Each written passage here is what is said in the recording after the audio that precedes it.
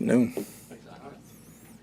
I just want to see if you could kind of tell us about the development you've seen this year on the field and behind the scenes for Logan Hall, your top pick this year, and then also how Joe Tryon-Shoyinka has developed in year two on the field.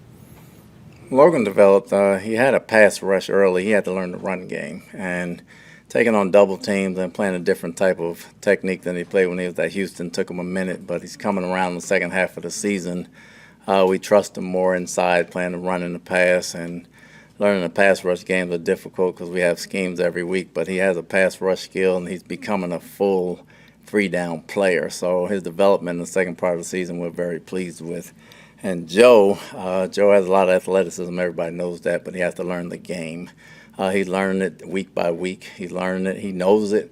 He's smart enough to know it. He's just got to put his tools together consistently to become a better pass rusher, and he knows that. And with Logan, I assume you're going to really want and require him to get bigger next year to be able to hold up against double teams and things in the trenches, right? That's where you're going to see the biggest growth from him, is maybe physically next year.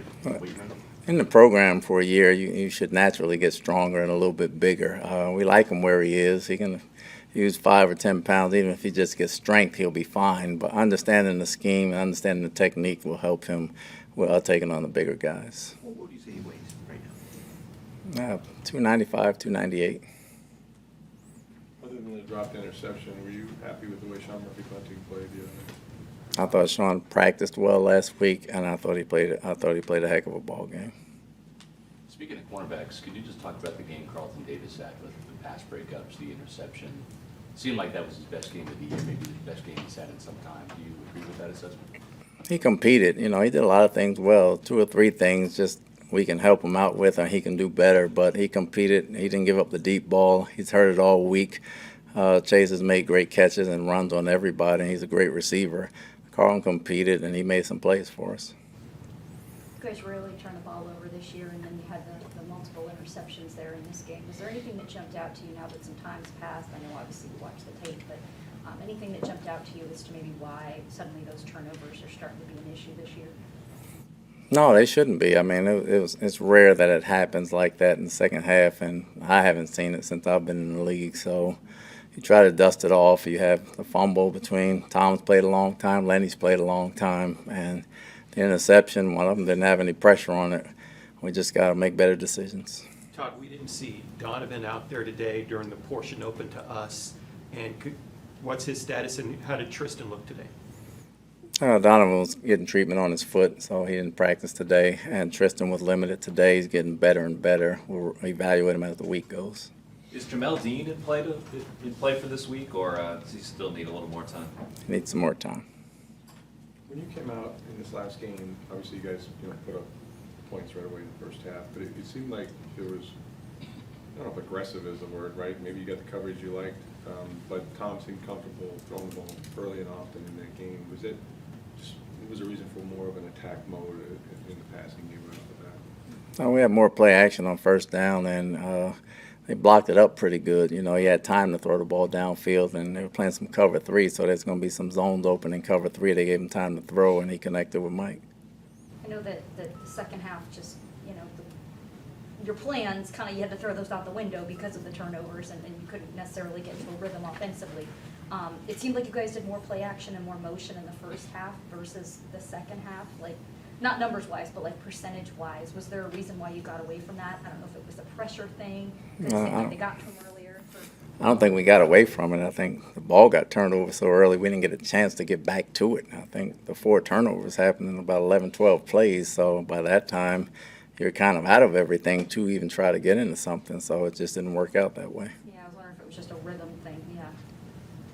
Without Kyler Murray, the Cardinals lose some dynamic playmaking that he can do, special things that Trace McSorley can't.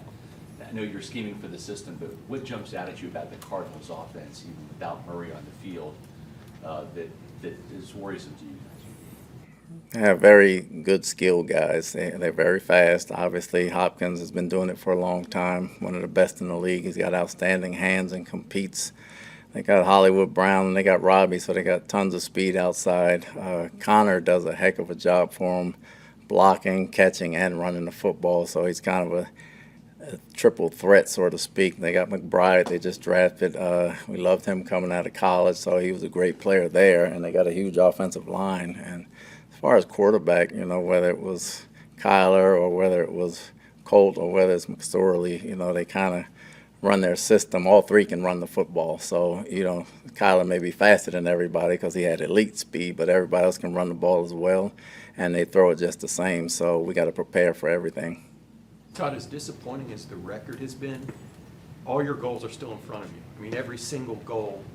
After a loss like the other night, is that something you have to remind your guys, or do you remind your guys, hey, everything's still in front of us?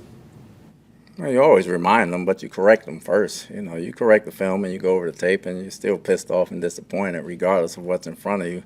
Then you let it go the next day, and once you watch the tape and you move on, everything is still in front of us. So we're trying to win a division. We need to take care of ourselves. We don't need to look at anybody else, and we know what we have to do.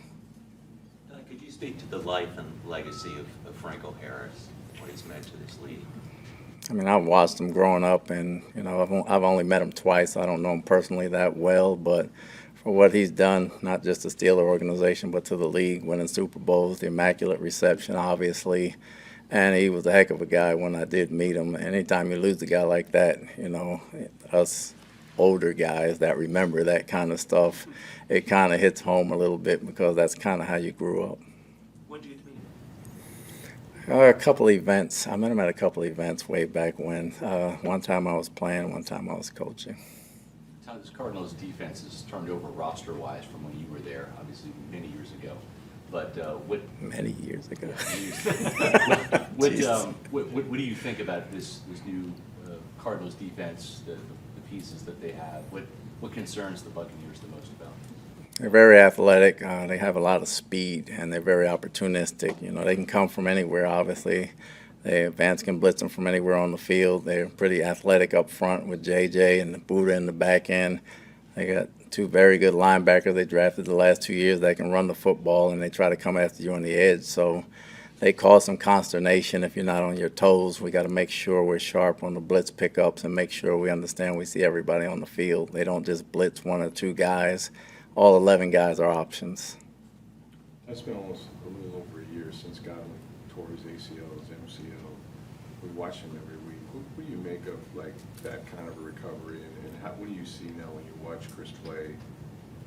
Looks to the naked eye like it's almost, you know, Chris Godwin that we remember a year ago before the injury. It's just self-determination. You know, he's hard on himself. He's a worker regardless. He's going to overcome all odds. He's going to do everything he needs to do. He works on his craft constantly. He tried to get back as fast as he could. He didn't take days off. He worked overtime, triple time probably, and getting back to normal, you forget what he went through because you're seeing him right now, but everything in the off season and all the treatment and all the rehab that he went through, I don't know if a normal person could have went through that. I don't think I could have went through that. Coach, you said that after the game that you believe your team is still playing hard, just didn't play smart. Is there anything that you have to remind them? If they're still playing hard, you've got 3 games to go, it's right there. Is there anything you can do so that you guys could play smarter? Well, we try to do stuff all the time.